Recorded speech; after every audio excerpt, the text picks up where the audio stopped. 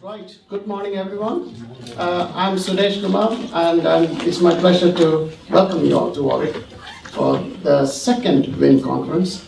Although I'd like to think of it as the third really, because there was one conference that we had which was just pre-WIN. It was if you like, the meeting that actually led to WIN eventually. So it's really good to see. Today we'll have more than 150 people here. By the time they all get here, and that is fantastic, because we've got industry, we've got people from the NHS, I see some faces from medical school, from other parts of the university, IDH, this is excellent. And those of you who are presenting papers, I've been asked to tell you that if the papers will be peer reviewed, and if found suitable for publication, they will appear in digital health, the Sage Publishers publications, and that's something you'll get reminded of in the. So if for any reason you don't want that, please say so. Then I think what I'd like to do is to think a little bit about the importance of research. I would do that, but for success of both in terms of improving patient outcomes and for you as businesses. So let me go back a step. So from the time I started going to school to now, life expectancy in the UK has increased by 9 years for a man and 8 years for a woman.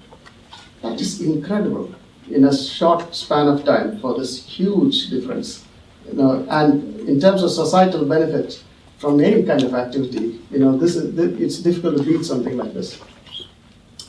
Imagine best part of a decade to spend with your grandchildren if you wish. That's what you want. Otherwise, whatever else. Now, so how did this happen? It's actually by huge amount of research that developed new medicines in the latter 50 years of the last century.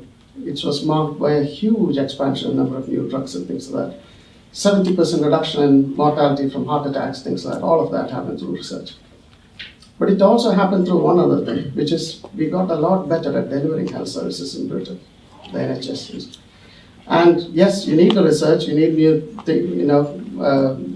drugs or gadgets, widgets, whatever you want, but ultimately it needs to be deployed properly and delivered properly. And we did both of that very well, and actually we got these gains. So I guess as where we have got to now is, I see a little bit of a wobble. There is some hesitation about thinking about the next 50 years. Do we want to invest that kind of money and get these sort of things again? Or are we content just carrying on as we are, and just optimize things and so on? So that's where I think signs of a difficult economic climate in the UK as well. So I think that's where we are. But within all of this, let me just give you a personal anecdote. I'm a diabetologist myself by background. In fact, after this talk, I'm dashing off to the hospital to see patients. But I'm going to compare what I'm going to do today with what I did back in 1989. So in 1989, I was taking short trousers as a doctor, and I was training in Manchester. And in those days, the first electronic patient record in diabetes was introduced then, 1988, I believe, in Manchester Diabetes Centre.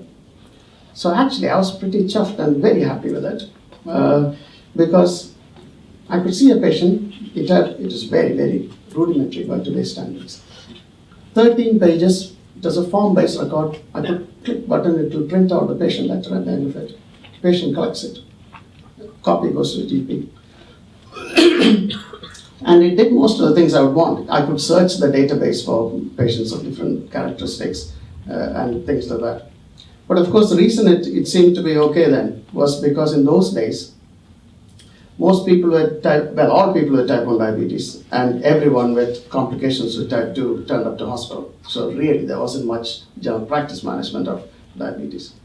What changed then is in 1998, we have new evidence of things that could improve type 2 diabetes, and that suddenly changed the sheer number of people with diabetes that needed looking after. That's when the deficiencies of that system became much more obvious. You have to then connect with primary care, otherwise you don't know what blood pressure was taken in the general practice or what drugs have been changed. And it's a source of frustration to me today, that today in 2016, I'm sat in my clinic and we can't seem to do that, despite the fact that technology is out there. So this is where I come back to research.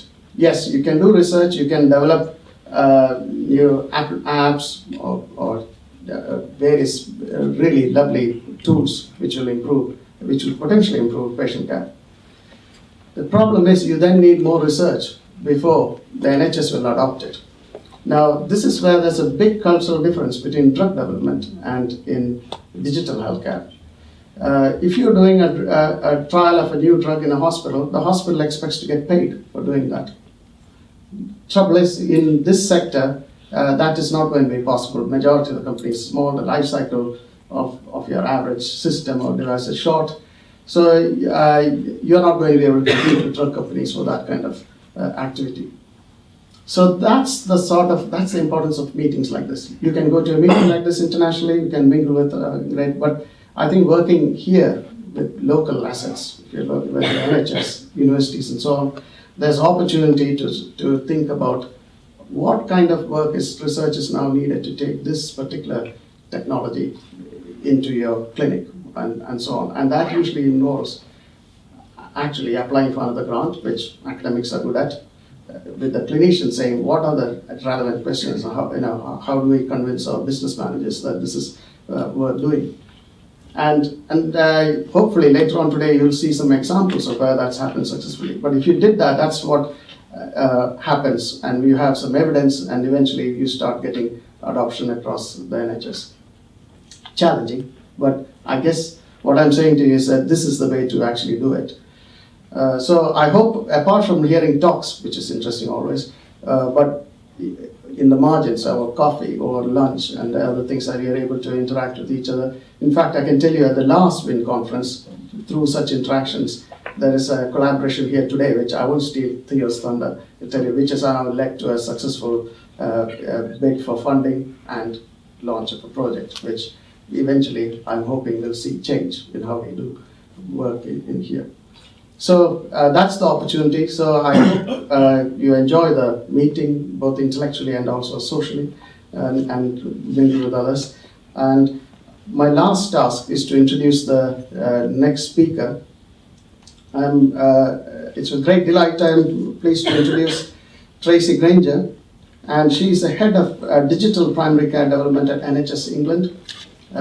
She's based at Newcastle. I didn't know they had that's the centre for this particular, but she has a national role, and her responsibility is to help with the digital primary care strategy. And she's going to speak on the fundamental role of technology in transforming the NHS. Thank you.